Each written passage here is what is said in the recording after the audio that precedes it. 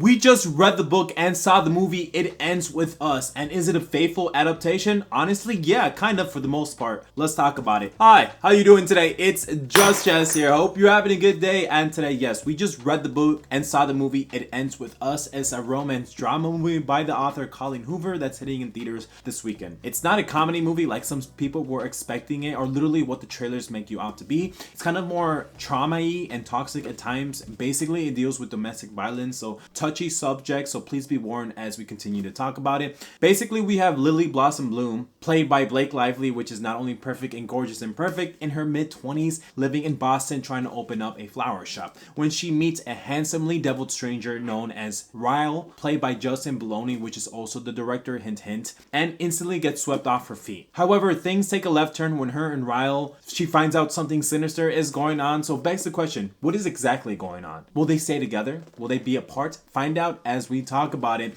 I'm gonna be very honest with you guys. A month ago, of course, like I normally do on this review channel on YouTube, please subscribe for that. When I know there's a romance movie coming out, I always read the source materials so I can have a better comprehensive review for you folks. A month ago, I knew the movie was coming out. I bought this at Barnes & Noble and then started reading it. I literally finished it Friday morning, and then on Saturday evening, I went to go see the movie. And I can confidently say it does stay true to material, only switching up a couple of things and glazing over other chapters that I wish they go more depth into it, which we'll talk about in a minute. But I don't know how people will react when they see the movie first and then knows that they have a book afterwards. Like, I just don't know what perspective you would get from that, and I just couldn't do it. The director, Justin Bologna, also directed 5 Feet Apart, which, if that sounds familiar, is because that movie came out in March in 2019, which I also saw in theaters, and I also cried because I also have the book 5 Feet Apart as well. So I knew him going into the source material that I had faith that it was going to be faithful for the book adaptation, because this is not his first rodeo turning books into like movies that stay faithful to the books, which I do have right here, 5 Feet Apart.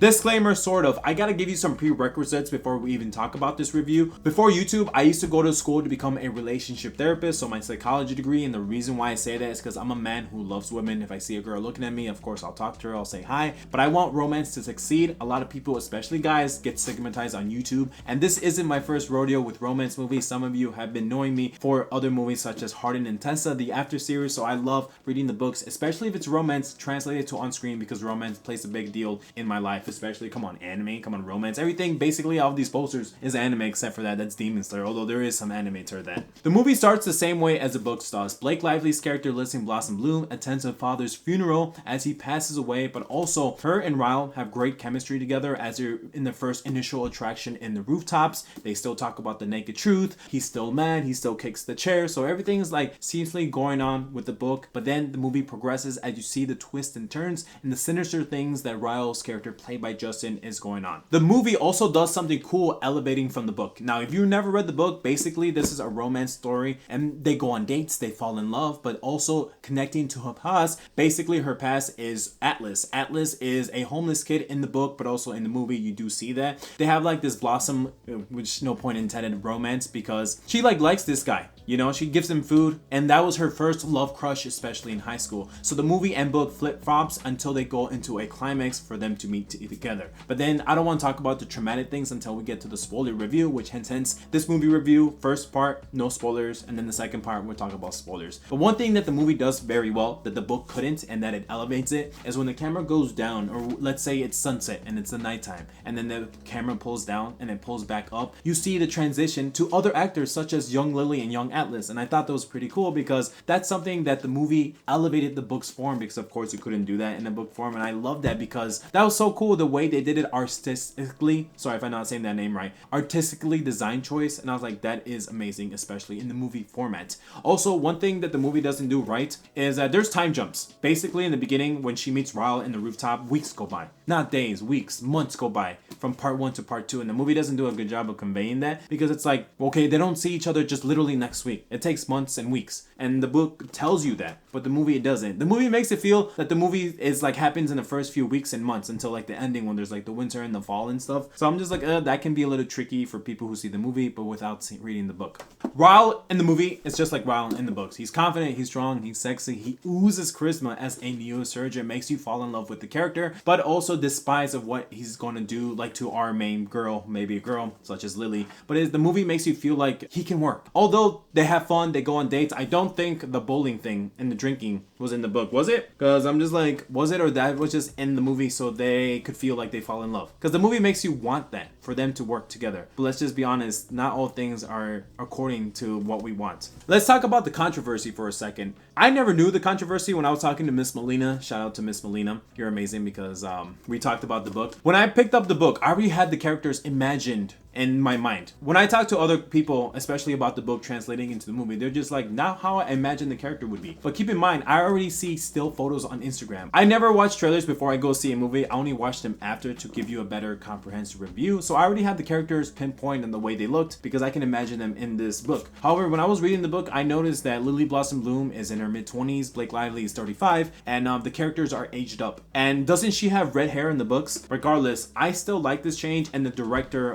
the author also in some interviews has pointed out that she made mistakes, but to me, even though the characters were older, it just gives a mature adult elevated look and feel to the movie rather than the book. The book just feels like more young adults, like trauma-y, like college-y and stuff, which I do get, but let's be honest. How many early college students have their stuff together, I was gonna say shit together, right after they finish college? Like, I'm gonna be 29 and I just started having my shit together. So it's like, she opening her flower shop in her mid-30s does seem more like reasonable. I mean, not that you couldn't do it in your 20s, but it's like, how many people have their stuff together? Like, let's be honest, you know, not a lot, especially the way like world and the economy is going. So that was fine. You know, I actually liked the change of the elevated characters, although Blake Lively is such a gorgeous and perfect actress, so of course it's not like she's not going to deliver on the role. People are just like, just because of the way she looks, I mean, she does do the role justice, let's just be honest. Let's talk about spoilers for a second. Now we're going to talk about spoilers about some chapters that really hit me, and of course probably you as the audience. Basically everything is here. Chapter 14. Now 14 is the one where Melina told me, hey, you know, watch out for that, because, and I didn't even think this would go that far. When I was reading the book, I'm just like, oh, this is going to be a romance story with twists and turns. But no, this is a romance movie with like bad things happening. Chapter 14, in the book, when he's burning his hand, in the book she says she's laughing. She had multiple glasses of wine and he hits her in her eye. Now, that was the first sign of real abuse in the book, and the book really delves into what's going on with the psychology and what she's thinking and feeling. But in the movie, they feel like they glazed over it. They're like, you know what, it's nothing. Until the end of the movie, you actually physically see him hit her. Now, maybe that was an artistic choice again, or maybe it's just from her POV, like, hey, like, things went black, it's fine. Like, don't never excuse that, but I'm just like, it's something going on, but the movie makes it seem so fast. Chapter 15 is actually my favorite part. That's when they go to the restaurant and Atlas looks at her, looks at the arm of Ryle. He goes to the bathroom and he's like, what's going on? And that's when they have the big fight, when Atlas is like, if you touch her again, I'll cut your freaking hand off. And they fight, and then they go outside, and some of the behind the scenes footage kind of seemed a little awkward, but when you get into the forefront of the movie, I'm like, yes, this is amazing, because I totally imagined that in the book. Melina told me chapter 14 was the one I need to look forward, and I was like, no, chapter 15 was amazing, because I love that he said that to him. I was like, dude, yes, like, Atlas, you go, man, like, you protect Lily, like, yes, that was amazing. We have that in the movie. The second time he pushed her down the stairs when he found out about like phone number and stuff, like, that was still glazed over. I was just like, well, yes, it was a little bit longer because, you know, they were talking, but like, what? In the book, she's like, oh, he pushed me, or I fell, and then they were having a concussion, and we don't physically see that until the ending, like, he actually goes her down, but I don't know why the movie glazed over that. Like, it's just like, oh yeah, that happened, but like, let's keep moving on. No, dude, this is a touchy subject, people should know about it, you know? I'm like, no, like, he physically pushed her down. That was really bad. The third scene, which of course the newspaper and him finding out about the tattoo, that was the one out of all of the ones that I really felt flashed out. Like, he bit her into her, they were drinking, they were about to have dinner, and like, that was the most like elaborate one from the chapters, I feel like, because when I was reading the book, the first two didn't get to enough justice. I mean, yeah, it happens, but it happens so fast. The third time when he bites into her, where she actually has to go to the hospital, really was fleshed out. And in the book, like, it was raining and she had to literally crawl under him, and Atlas showed up in her front doorstep. But for this one, she called him and showed up in his restaurant. But whatever, they still go to the doctor. The doctor tell her, well, we can't do a CT scan because you're pregnant. I was like, wow, because that was a big thing. I didn't know she was pregnant. When I was reading that, I was like, what? And then it happens, same thing in the movie, like, she's pregnant. I was like, what? That's crazy, you know? This scene was probably the most fleshed out, like I told you earlier, based on the other traumatic things that have happened. At first, when I was reading the book, I didn't care about Atlas. I'm like telling Melina, why does the movie tell me about her past? I don't care about Atlas. I care about Ryle.